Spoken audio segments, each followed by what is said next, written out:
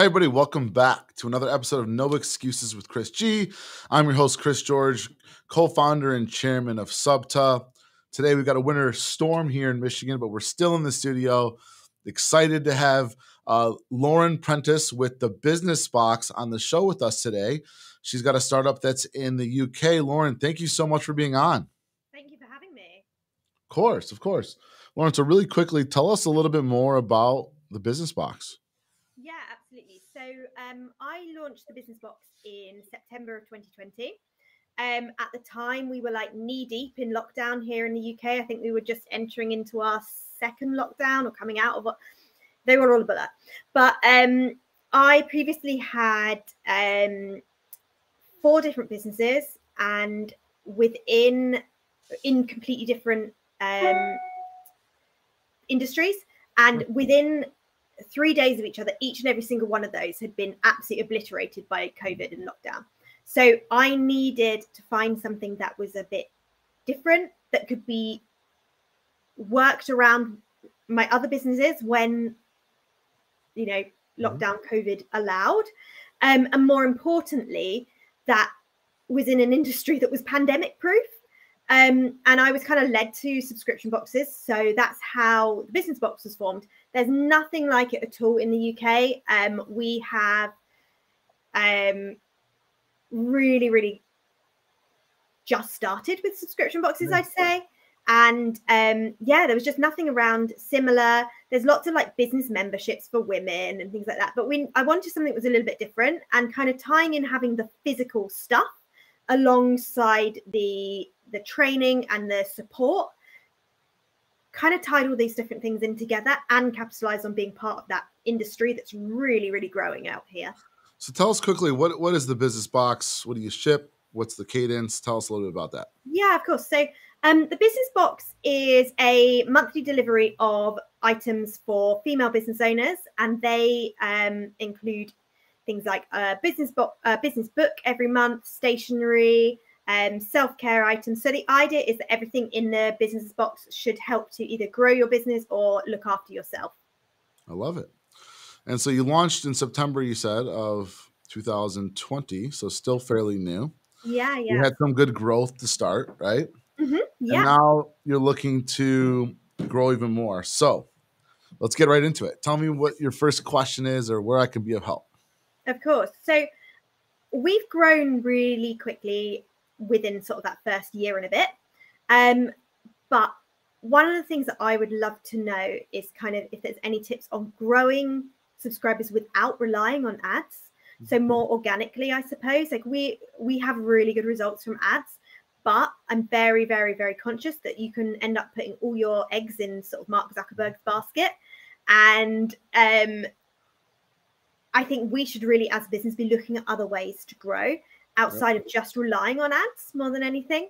Yep. Yeah, I mean, look, having diversified top of the funnel traffic is a big deal. Mm-hmm. One thing to consider, though, is if Facebook is working and you're acquiring customers at the amount that like makes sense for the business, like pour more fuel to that fire and take advantage of that, because at any moment's time, an algorithm can change and your CACs can go through the roof. So, but what are your current forms? Is all your marketing going into Facebook right now? Or are you doing any influencer marketing? Are you doing any email? Like, tell me a little bit more about that. Yeah, so we use Facebook and Instagram ads. Is kind of, I would say, the sort of main body of it. We then use email marketing. So we're building, we've been building our list over the years. So we send targets out to them, targeted campaigns out to them and things. We've also sort of dipped our toe in the water of TikTok ads. We found that the tracking was tricky on that. So we kind of pulled back on that because Facebook's tracking sort of sorted itself out a bit more after iOS 14 came, the changes sort of settled. And also just from sort of networking and having an audience and things like that, we found is really important. I think like there's so much value to be had in your audience. Your audience is almost your biggest asset as such. So yeah.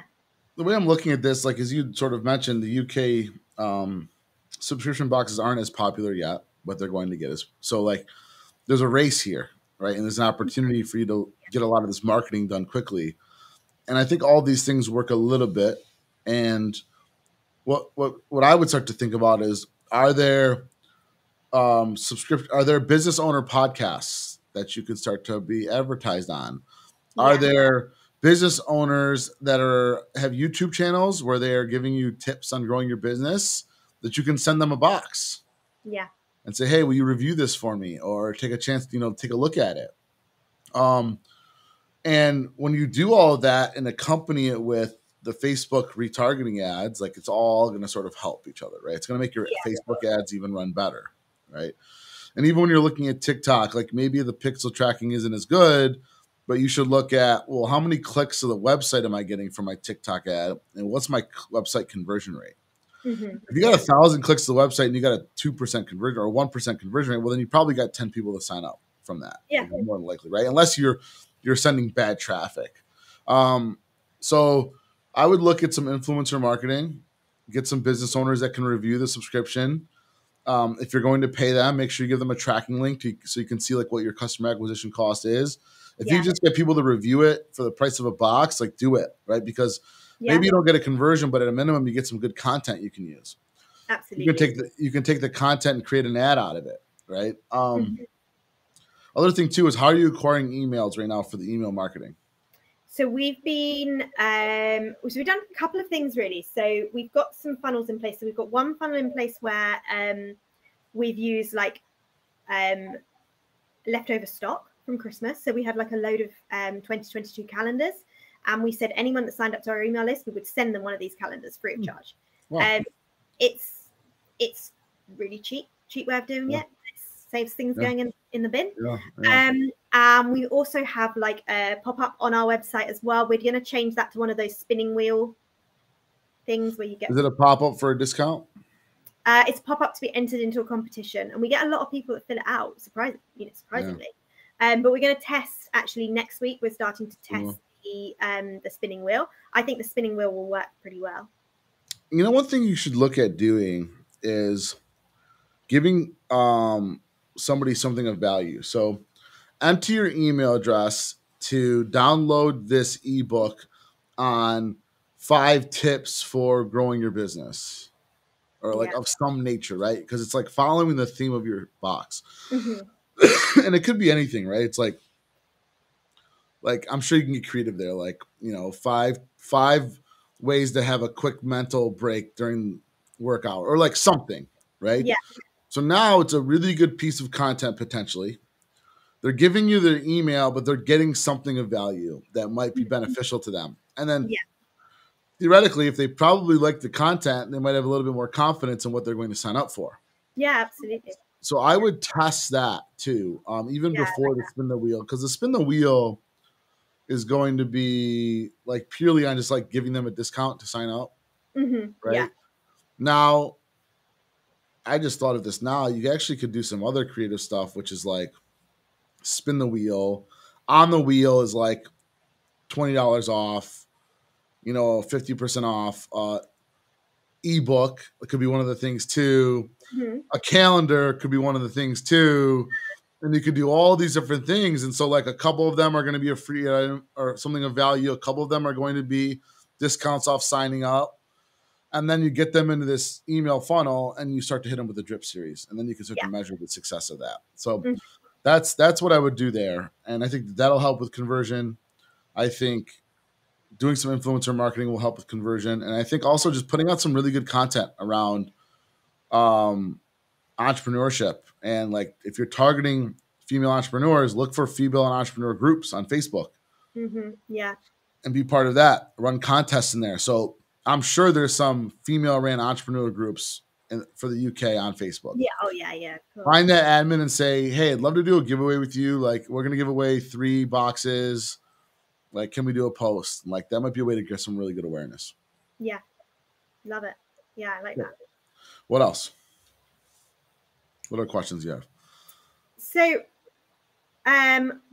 one other thing is, what can you advise as one of the best retention strategies for keeping subscribers? Like, our churn is pretty good, but it can always be better. Like if you get to a point where you're at like 0% churn, then amazing. Yeah, but, well, it won't ever happen. But yeah, keeping it low, yeah. So one thing is you need to make sure you're asking everybody why they're canceling when they go to cancel. So right now, what does the cancel process look like? So let's say I'm signed up and I want to cancel. What do I have to do? So they'd have to go into our members area, which is like password protected at the back of the website. And then they would have to click through and select that they want to cancel. And then what? Okay, I click, I want to cancel. Then now what happens? So then they go through a dunning sequence. So to say like, why are you canceling? And if they say, I can't afford it, for example, we'd then say, oh, how about 20% off your next box, for example. And then what are all the options? This is going to help me identify something. That's why. Yeah, of course. So they have too much stuff, too expensive. So if you hit too much stuff, what happens? We ask them to pause for a couple of months. We had, what have we got? Too much stuff. Stuff isn't right for me. And then we ask them for feedback and then try and win them back. So a couple things. One, just quickly on the too much stuff, offer them a quarterly option. So they can get the box every 3 months instead of every month. That's going to take away that excuse. It's also probably going to take away the excuse on I can't afford it. Yeah, that's a very good point.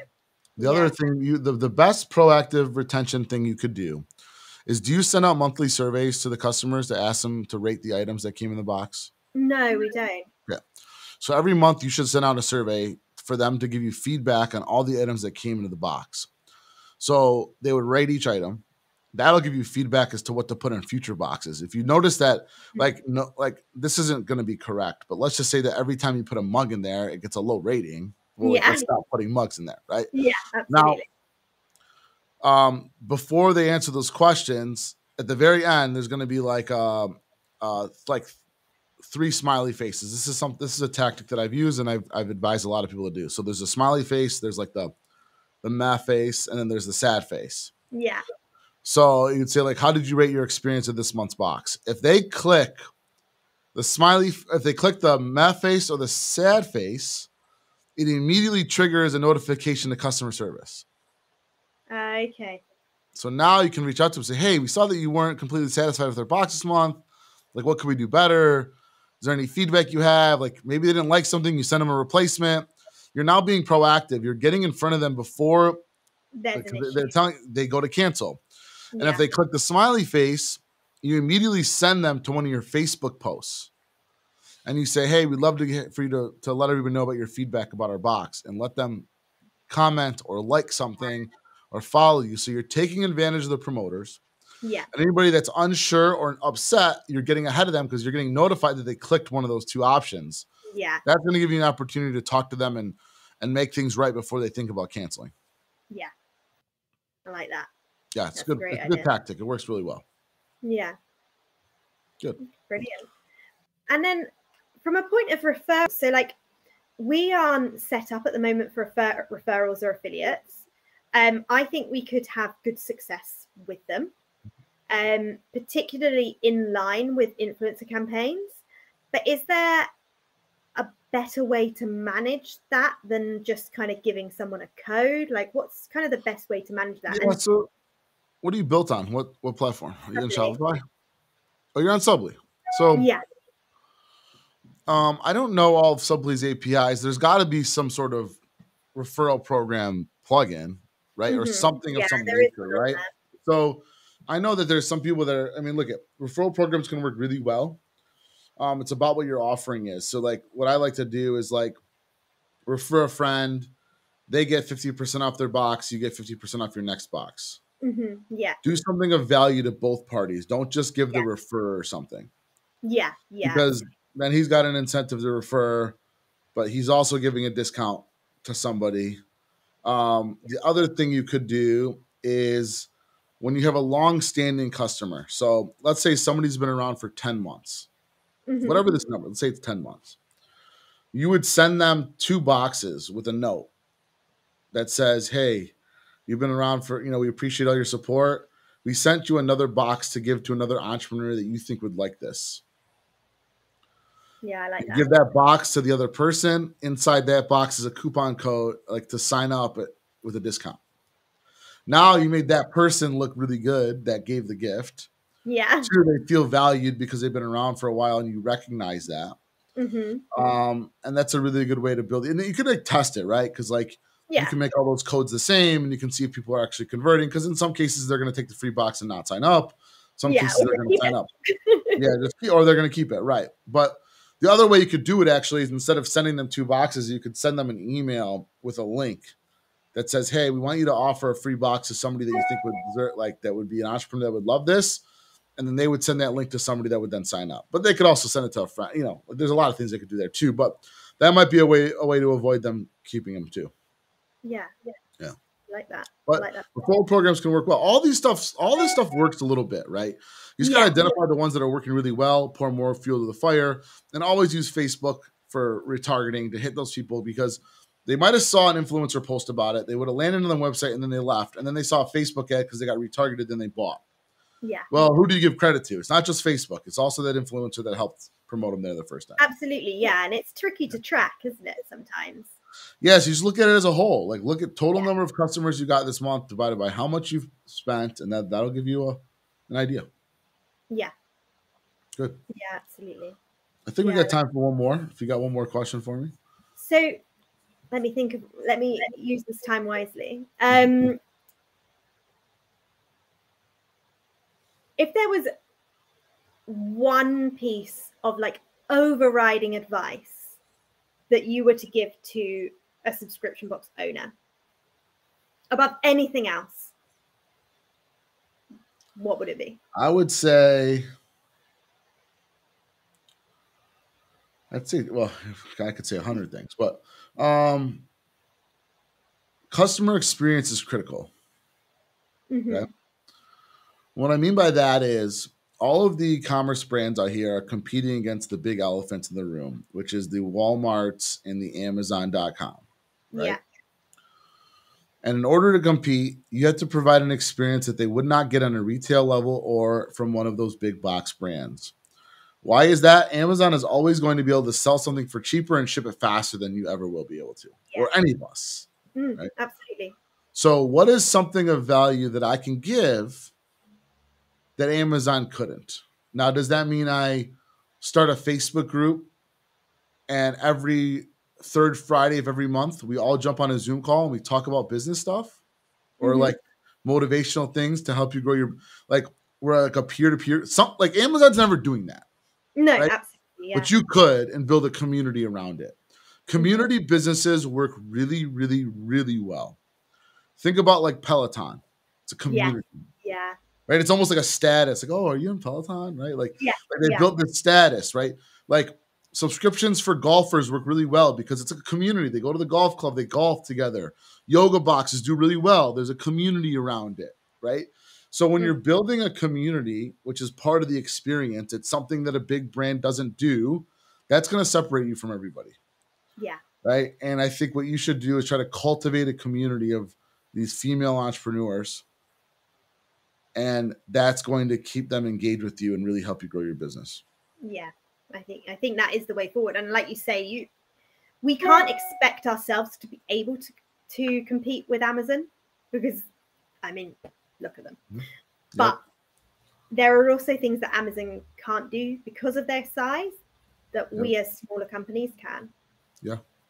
Good. All right, Lauren. Well, I'm glad you jumped on.